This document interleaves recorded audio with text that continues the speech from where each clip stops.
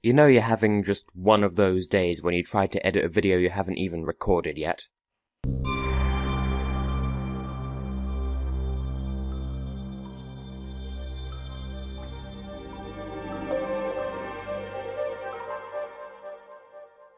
Hello everyone, I am Tessellating Hexagons. Today's the 9th day of VEDA, and unless I'm quite mistaken, it is in fact a Saturday. Yes, I'm quite relieved to discover that it is a Saturday because I went out shopping today and it would kind of throw a spanner into the works if today wasn't Saturday, because my shopping habits are based on my shopping week beginning on a Saturday, even though the actual week begins on a Monday, and I live in a city centre and I could just as easily go shopping on a less crowded day of the week, but no, it is tradition. And be calm, Tess, be calm. It is Saturday. It is time for another Shower Thoughts Saturday. I could have just as easily called it Stupid Thoughts Saturday, but I'd like to think that the United Microstates of Europe idea had some merit to it. And this week, I promise that not all of these are going to be about Eurovision, but as a European, and as a person who thinks a lot of thoughts about a lot of things, since I'm in the middle of that Venn diagram, I think about Eurovision a lot.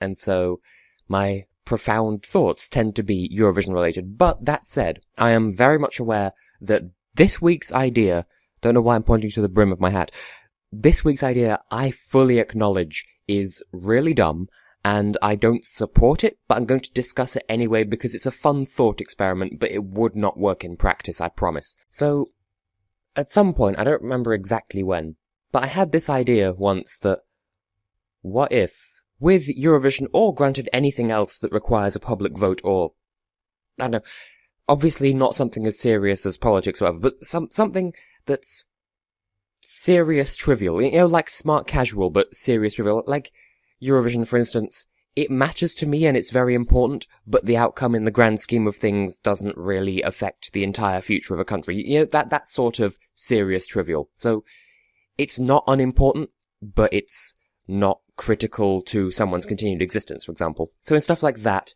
and Insert Country Here's Got Talent, and The Voice of Wherever, and The X Factor and all that stuff, I had this idea once of, what if whoever it is, like, be it the singer or the act or the country that places second, what if they're declared the winner instead? Like, have some rule that says, if you have the most points, then you've overshot, and therefore, second place wins. I'm not sure what the rationale behind that is, and as I've said, it would not make any sense to implement that at actual Eurovision or any other public voting competition, because the one that receives the most votes is the favourite of the viewers overall, on average. So it would make no sense to say, okay, that's the favourite, but we're going to go with second place anyway, because fuck you. So I fully acknowledge that it makes no sense whatsoever. It's just an idea I had at some point. And just think about that, because then what implications would it have for, let's say, for Eurovision, for example? Because then that would mean that, for instance, last year it would have been won by Russia, and then the year before would have been the Netherlands, and the year before that would have been Azerbaijan, I think. Was there a year in between 2013 and 2014? But you get what I'm saying. And I reiterate, it makes no sense. It's just a dumb idea I had once. Because that would then have implications, because then there would be a kind of strategy to who you vote for, because, yes, you'd vote for your favourite, but how much would you vote for your favourite to make sure that they finished second as opposed to first? Because if you're to vote for your favourite too much, then they'd get loads of points and then they'd come first, which means that they'd overshoot the winning zone, the Goldilocks zone, if you will. So, what would that mean? Would people vote for their favourites less, or would they vote for their favourites the same amount and then vote for some other country more? Or, like, what implications would that even have? Because, as I said, it would add an element of strategy to the voting that doesn't need to be there. And it would also, in theory, it would eliminate overrated songs or artists or whatever, because if they're so overrated that they finish first, then they don't win because they finished first rather than second. I'm not sure how else I can word this without being redundant, because I know it's dumb and I don't advocate it at all. I'm just sharing a shower thought, which is the point of these videos. And I can confirm I had this idea before last year's Eurovision. I don't know how far before, but before last year's Eurovision. But I am incredibly salty that Sweden in the semi-finals, it was something like some countries got 1 12, some got 2, one or two got 4, and then Sweden got like 14 12s. Like, if you're going to win by that much, it isn't fair. So in a situation like that, the system of having second place win would almost make sense. But it is obscene. And the OGAE second chance contest as well, Sweden's won that like 20 times, and then the next nearest country to that has won about 3 or 4 times. That is fucking stupid and demonstrates obvious favoritism.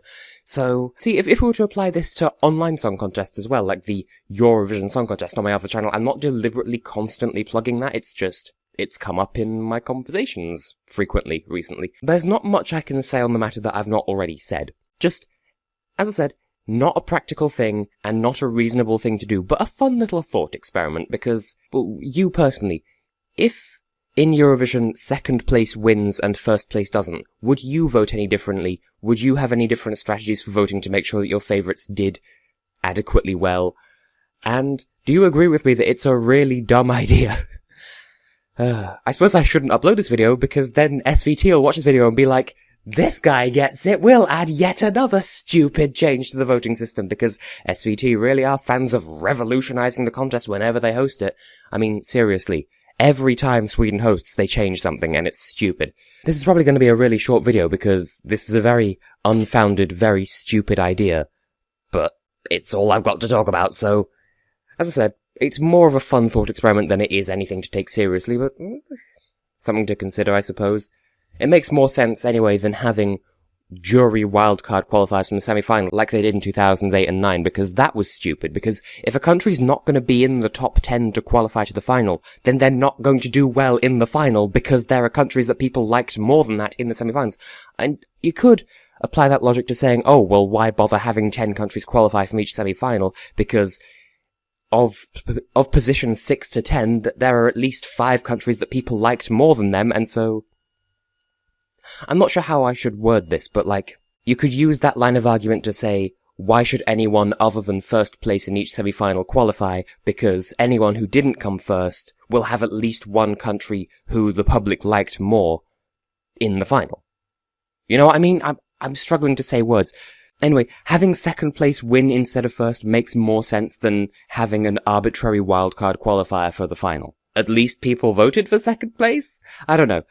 I'm rambling at this point because I'm tired, I'm not thinking properly, and yeah, this was a really shit video, and I make no apologies for it, but I have been and will continue to be Tessellating Hexagons, and you go and have fun with this random stupid little idea I've had, and for the last and final time, I don't advocate it, it's just a dumb idea that came to me once. See you in the next video of mine that you happen to choose to watch next.